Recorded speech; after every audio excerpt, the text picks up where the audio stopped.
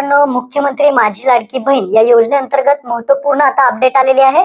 तुमचं जर फॉर्म चुकला असेल, त्यामध्ये तुमचे कागदपत्रे अपलोड करायचे राहिले असतील, चुकीचे कागदपत्रे अपलोड केले, नाव चुकीचं टाकलेलं आहे, बँकेची डिटेल चुकीची टाकलेली आहे, ऍड्रेस चुकीचा भरलेला आहे, सर्व माहिती आता तुम्ही एडिट करू शकता, दुरुस्ती करू शकता फॉर्म मध्ये। महत्वपूर्ण आणि आनंदाची बातमी तुमच्यासाठी आहे।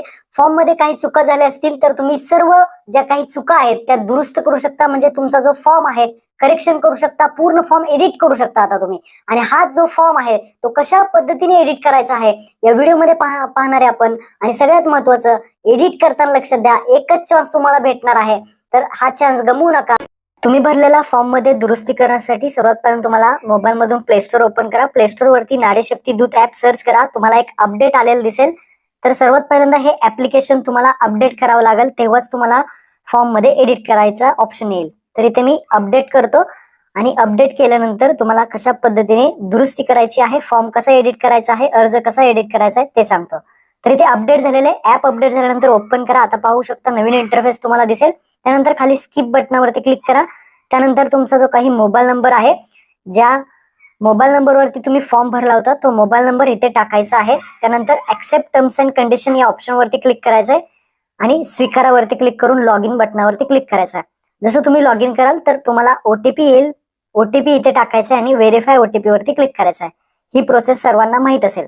आता व्हेरीफाय केल्यानंतर अशा पद्धतीने तुम्हाला व्हेरीफाय करायचं आहे। व्हेरीफाय केल्यानंतर असं परमिशन येईल, त्याला अलाव करायचं आहे आणि तुम्हाला जायचं आहे पहिल्यांदा केलेले अर्ज, हा 3 नंबरचा ऑप्शन तुम्हाला दिसतोय, या केलेल्या अर्जावरती क्लिक करायचं आहे। आता तुम्ही जे काही अर्ज केलेले आहेत, तुम्ही भरलेले एक फॉर्म असेल, अनेक फॉर्म असतील, ते इथे तुम्हाला दिसतील। ज्या फॉर्म मध्ये दुरुस्ती करायची आहे त्या फॉर्म वरती तुम्हाला क्लिक करायचं आहे। क्लिक केल्यानंतर तुम्ही जी काही माहिती आहे भरलेली ती सर्व माहिती दिसेल। आता काय काय माहिती चुकलेली आहे एकदा चेक करून घ्यायची आहे आणि त्यानंतरच फॉर्म एडिट करायचा आहे। सगळी माहिती डॉक्युमेंट्स इथे चेक करू शकता, काय चुकलं आहे तर हे तुम्हाला कळेल। त्यानंतर वरती तुम्हाला SMS व्हेरिफिकेशन ज्यांचं राहिलं आहे, ओटीपी व्हेरिफिकेशन, ते इथे ओटीपी व्हेरिफिकेशन सुद्धा करू शकतात। आता फॉर्म एडिट करण्यासाठी तुम्हाला राईट साइड कॉर्नरला तुम्ही पाहू शकता उजव्या कोपऱ्यामध्ये एडिटचं बटन दिसेल, त्या एडिट बटनावरती तुम्हाला क्लिक करायचं आहे। एडिट बटनावरती जसं तुम्ही क्लिक कराल तर इथे पहा, भरलेल्या अर्जामध्ये फक्त एकदाच तुम्ही बदल करू शकता, नंतर बदल करू शकत नाही, फक्त एकदा बदल करू शकता। ओके करायचं आहे। ओके केल्यानंतर आता तुम्ही नावामध्ये बदल करू शकता। इथे एडिटचा ऑप्शन तुम्हाला आलेला आहे।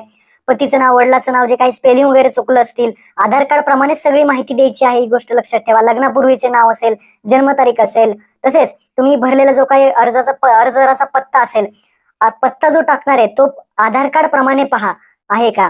काही जणांनी अगोदर जे फॉर्म भरले त्यांनी जन्माचे ठिकाण टाकलं होतं, जन्माचा जिल्हा टाकला होता, तर ते नाही टाकायचं। आता काय करायचं, जे काही जिल्हा असेल, तालुका असेल, गाव असेल, शहर असेल, पिनकोड असेल, ग्रामपंचायत, नगरपंचायत असेल, मोबाईल नंबर असेल, सर्व आधार कार्ड प्रमाणे टाकायचं आहे।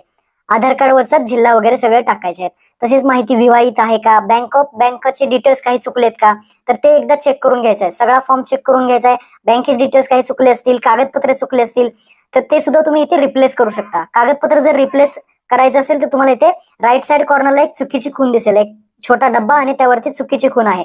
ते लाल रंगाच्या ऑप्शन वरती जर तुम्ही क्लिक केलं तर तो डॉक्युमेंटचा ऑप्शन जाईल आणि नवीन तुम्ही डॉक्युमेंट जे आहे ते तिथे अपलोड करू शकता। जे काही माहिती तुमची चुकली आहे, कागदपत्रे चुकली असतील, अपलोड करायचे चुकली असतील किंवा इतर काही माहिती चुकली असेल तर सगळी माहिती चेक करून घ्या आणि जी काही माहिती चुकली आहे ती दुरुस्त करून घ्या आणि त्यानंतर खाली हमीपत्र द्या आणि स्वीकारा वरती क्लिक करा। आणि जर सगळी माहिती तुम्ही फॉर्म डॉक्युमेंट्स वगैरे अपलोड केले, सगळी माहिती भरलेली, तर खाली माहिती अपडेट करा या ऑप्शन वरती क्लिक करायचं आहे आणि अशीच माहिती तुम्हाला, आता जी काही माहिती तुम्ही नवीन जे काही अपडेट केलेली आहे ते तुम्हाला दिसेल। एकदा नीट व्यवस्थित पाहायचं आहे आणि कागदपत्र सुद्धा तुम्हाला इथे दिसतील। जर नवीन कागदपत्र अपलोड केलं असेल तर दिसेल, नाहीतर बाकी कोणतंही कागदपत्र दिसणार नाही। हा काही प्रॉब्लेम वगैरे नाही। तर हे सगळं माहिती तुम्ही बरोबर आहे का एकदा चेक करायची आणि खाली फॉर्म सबमिट करा हा ऑप्शन तुम्हाला दिसेल। तर फॉर्म सबमिट करा ऑप्शन वरती क्लिक करायचं आहे आणि तुम्हाला एक ओटीपी मागितलं जाईल पुन्हा एकदा, आणि तो ओटीपी तुम्हाला इथे टाकायचा आहे आणि व्हेरीफाय ओटीपी वरती क्लिक करायचा आहे।